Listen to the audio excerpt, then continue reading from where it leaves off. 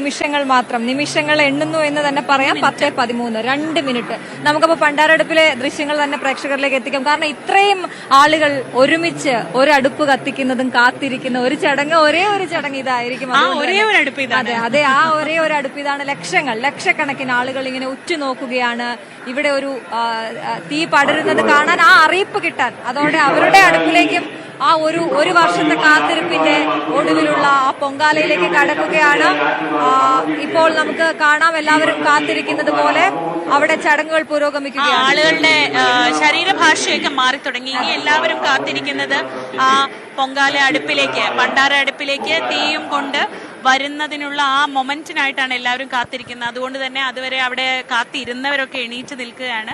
ഇനിയുള്ള നിമിഷങ്ങളിൽ നമ്മൾ കാത്തിരിക്കുന്നത് മേൽശാന്തി കൊടുക്കുന്ന ദീപവുമായി പുറത്തേക്ക് വന്ന് പണ്ടാര അടുപ്പിൽ അത് ആ തീ പകരുന്നതാണ്.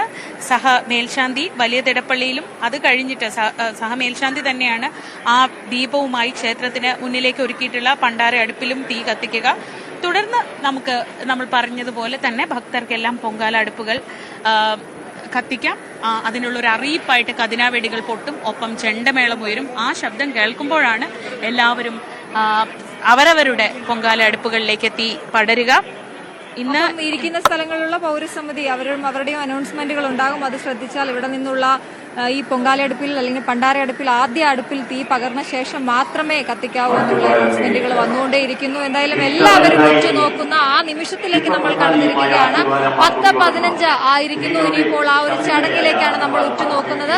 ഒരു വർഷത്തെ നീണ്ട കാത്തിരിപ്പിന് ശേഷം ചരിത്ര പ്രസിദ്ധമായ ആറ്റുകാൽ പൊങ്കാലയുടെ ഏറ്റവും പ്രധാനപ്പെട്ട ചടങ്ങായ അടുപ്പുകെട്ടിലേക്ക് നമ്മൾ കടക്കുകയാണ്. എല്ലാ കണ്ണുകളും ആറ്റുകാലിലേക്ക്. എവിടെയൊക്കെ ഇരുന്നാകും ആളുകൾ ഇത് കാണുക, അല്ലെ? എവിടെയൊക്കെ ഇരുന്നാകും ആൾക്കാർ, മലയാളികളുണ്ടോ, എവിടെയൊക്കെ ആറ്റുകാലമ്മയുടെ ഭക്തരുണ്ടോ, അവരെല്ലാവരും ഒരുമിച്ച് ഇത് കണ്ടുകൊണ്ടിരിക്കുകയായിരിക്കും. ഇങ്ങോട്ടേക്ക് എത്താൻ കഴിയാത്തവർ വീടുകളിലിരുന്ന് മനസ്സുകൊണ്ട് പ്രാർത്ഥിച്ച് ഇവിടെയാണെന്ന് കണ്ണടച്ച് ഇവിടെയാണെന്ന് അല്ലെ കരുതി അത് എല്ലായിടവും ആറ്റുകാൽ മുറ്റമാകും എന്ന് പറയുന്നു ആ സമയത്ത്. അപ്പൊ ഇവിടെ വന്നിട്ടുള്ളവർ തിരുവനന്തപുരം നഗരം മാത്രമല്ല, നമ്മൾ നേരത്തെ സംസാരിച്ച ബോംബെയിൽ നിന്നുള്ള അവർ പറഞ്ഞാൽ എനിക്കറിയുന്ന എന്റെ സുഹൃത്തുക്കൾ അവരവരുടെ വീടുകളിൽ, തൃശ്ശൂരും അങ്ങനെയുള്ള അവരവരുടെ വീടുകളിലിരുന്ന് പൊങ്കാല അർപ്പിക്കുന്നവരുണ്ട്. ഇവിടെ എത്തിയില്ലെങ്കിലും അമ്മ കാണുന്നുണ്ട്, ഇവിടെ എത്താൻ കഴിഞ്ഞില്ല, അമ്മ അറിയുന്നുണ്ട് എന്നൊരു ഉറച്ച വിശ്വാസത്തിൽ അവനവന്റെ വീട്ടിൽ തന്നെ അടുപ്പൊരുക്കി പൊങ്കാല അർപ്പിച്ചുകൊണ്ട് ദേവിയോട് പ്രാർത്ഥിക്കുന്ന എത്രയോ ആളുകളുണ്ട്. അവരൊക്കെ ഈ കാഴ്ചകൾ കാണുന്നത് നമ്മൾ ഉൾപ്പെടെയുള്ള മാധ്യമങ്ങളുടെ ഈ സ്ക്രീനിലൂടെയാണ്.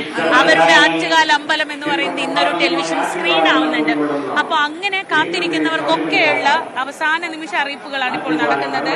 ഏതാണ്ട് നിമിഷങ്ങൾ മാത്രം, ഇനി വെറും നിമിഷങ്ങൾ മാത്രമേ ഉള്ളൂ. ആ നിമിഷങ്ങളുടെ കാത്തിരിപ്പിനൊടുവിൽ നേരത്തെ പറഞ്ഞതുപോലെ ശ്രീകോവിലിൽ നിന്ന് മേൽശാന്തി തന്ത്രിയുടെ സാന്നിധ്യത്തിൽ സഹ മേൽശാന്തിക്ക് ദീപം കൈമാറും. ആ ദീപം തിടപ്പള്ളിയിൽ ആദ്യം കത്തിക്കും, പിന്നീട് അത് വലിയ തിടപ്പള്ളിയിൽ കത്തിക്കും. അവിടെ നിന്ന് ആ ദീപവും കൊണ്ട് സഹ മേൽശാന്തി പുറത്തേക്ക് വരും. തന്ത്രിയുടെ ഒക്കെ സാന്നിധ്യത്തിൽ ഇങ്ങോട്ട് വരും. ഇവിടെ വന്ന് ഈ മനോഹരമായി ഒരുക്കിയിരിക്കുന്ന ഈ പണ്ടാര അടുപ്പിലേക്ക് തീ പകരുന്നതോടെ നമ്മളൊക്കെ കാത്തിരിക്കുന്ന ആ നിമിഷം സമാഗതമാകും. അത് ഒരു വർഷത്തെ കാത്തിരിപ്പാവും. ചിലർക്കത് പൊങ്കാലയിടുക എന്ന വലിയ ആഗ്രഹത്തിനായി എത്രയോ വർഷങ്ങളായുള്ള കാത്തിരിപ്പായിരിക്കും. അങ്ങനെ ഓരോരുത്തർക്കും ഓരോരോ കാത്തിരിപ്പുണ്ട്. പൊങ്കാല വളരെ വളരെ പേഴ്സണൽ ആണ് എന്ന് എനിക്ക് എപ്പോഴും തോന്നാറുണ്ട്. ഓരോരുത്തർക്കും ഓരോ കാരണങ്ങളുണ്ടാവും, ഓരോരുത്തർക്കും ഓരോ രീതികളുണ്ടാവും. അവരുടെ രീതിക്ക് അനുസരിച്ച് അവർക്ക് എന്താണോ സന്തോഷം കിട്ടുന്നത് ആ രീതിയിലാണ് പൊങ്കാല ഒരുക്കുന്നത്. അല്ലാതെ പൊങ്കാലയ്ക്കൊരു നിയതമായ നിയമമോ ചിട്ടയോ ഒന്നുമില്ല, അല്ലേ? അതെ, തീർച്ചയായിട്ടും ആ ചടങ്ങുകളിലേക്കാണ് നമ്മൾ ഉറ്റുനോക്കുന്നത്. ഇപ്പോൾ ആ ദീപവുമായി പുറത്തേക്ക് വരുന്നത് നമുക്ക് ദൃശ്യങ്ങളിൽ കാണാം. ഈ ഒരു ദീപം പകരുന്നത് അനേക ലക്ഷം അടുപ്പുകളിലേക്ക്, മനസ്സുകളിലേക്കാണ് വെളിച്ചം പകരുന്നത്. അത് പുറത്തേക്ക് കൊണ്ടുവരുന്ന കാഴ്ച കാണുന്നു. ഇപ്പോൾ ആറ്റുകാലമ്മയുടെ തോറ്റം പാട്ട് പാടിയിരിക്കുന്ന, അതിനു മുന്നിൽ ഒരുക്കിയിരിക്കുന്ന പണ്ടാര അടുപ്പിലേക്ക് തീ പകരുന്നതിനായി എത്തിയിരിക്കുകയാണ്. തത്സമയ ദൃശ്യങ്ങളാണ് പ്രേക്ഷകർ കാണുന്നത്. ഇപ്പോൾ നമ്മൾ കാണുന്നത് ശ്രീകോവിലിൽ നിന്ന് മേൽശാന്തി പകർന്നുകൊടുത്ത, തന്ത്രിയുടെ സാന്നിധ്യത്തിൽ പകർന്നുകൊടുത്ത ദീപം അത് ക്ഷേത്ര തിടപ്പള്ളിയിലെ പൊങ്കാല അടുപ്പിൽ കത്തിച്ചു. അതിനുശേഷം സഹ മേൽശാന്തിക്ക് കൈമാറി. സഹ മേൽശാന്തി വലിയ തിടപ്പള്ളിയിൽ കത്തിച്ച ശേഷം ഇപ്പോൾ ഇതാ ക്ഷേത്രത്തിന് മുന്നിലെ ഒരുക്കിയിട്ടുള്ള പണ്ടാര അടുപ്പിൽ തീ പകരുന്നതിനായി അങ്ങോട്ടേക്ക് എത്തുകയാണ്. എല്ലാവരും കാത്തിരിക്കുന്ന, ഭക്തലക്ഷങ്ങൾ കാത്തിരിക്കുന്ന ആ നിമിഷത്തിലേക്കാണ് നമ്മൾ ഇനി പോകുന്നത്. ഇതാ പണ്ടാര അടുപ്പിന് സമീപത്തേക്ക് ആ ദീപവുമായി, ശ്രീകോവിലിൽ നിന്ന് പകർന്ന ദീപവുമായി സഹമേൽശാന്തി എത്തുകയാണ്. ഇനി ഭക്തലക്ഷങ്ങൾ കാത്തിരിക്കുന്ന ആ നിമിഷം, ഇതാ ഭക്തലക്ഷങ്ങൾ ഏറെ പ്രാർത്ഥനയോടെ, ഏറെ ക്ഷമയോടെ കാത്തിരുന്ന ആ നിമിഷമാണ് ഇപ്പോൾ നമ്മൾ കാണുന്നത്.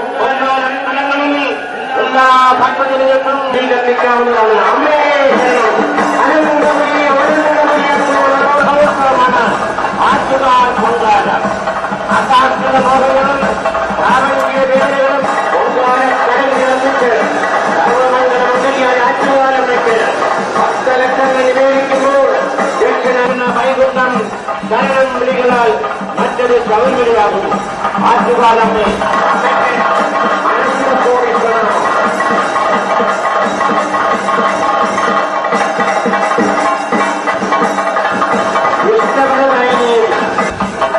സുഖപ്രസാദിയുമായി ആറ്റുകാലമ്മ കുടികൊള്ളുന്ന വിളികളുടെ പദവി